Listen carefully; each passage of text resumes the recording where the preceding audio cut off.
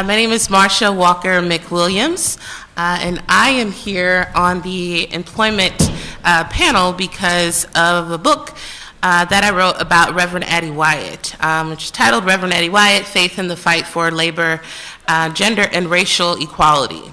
And how I came to be interested in working women and employment activism is actually because my mother was a labor organizer for the SEIU for many years. And so I just grew up in a household where my mother would go to work, she would come home, make sure we were doing what we were supposed to be doing, and then she would be off to the work of organizing.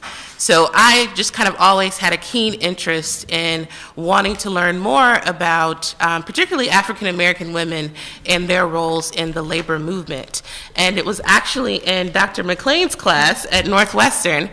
She taught a course on affirmative action at work, and she actually linked me up with Addie Wyatt as a subject to write about. So it's really awesome to be here on this panel with her, given how much she's influenced my own work.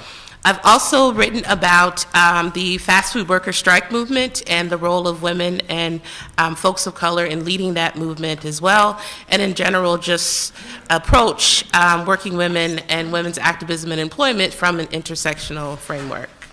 And I'm currently at Rice University, where I am an associate director of programs in the Center for Civic Leadership, which connects students to social justice organizations in Houston in terms of linking them up with service opportunities, but also ways to think about connecting their academic interests to civic and political engagement. So the book about Addie Wyatt really talks a lot about her work in terms of the labor movement and really pushing for the concerns of both women and people of color within that movement.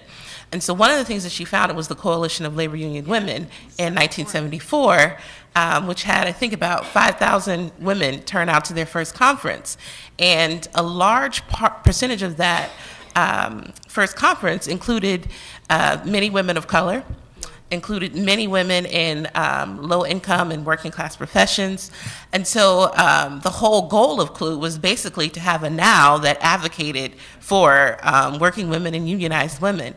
And so I think that because we perhaps haven't focused on some of those organizations and haven't focused on the ways in which women of color and low-income women were completely a part, of these conversations about women and work during this period, it's easy to kind of see second wave as sort of just of professional white women, but there were lots of women who were moving even more into things like meatpacking and service and fast food, and lots of areas who were kind of going about these questions of, how can we include better pay? How can we talk about childcare? How can we talk about maternity? How can we talk about sexual harassment on the job?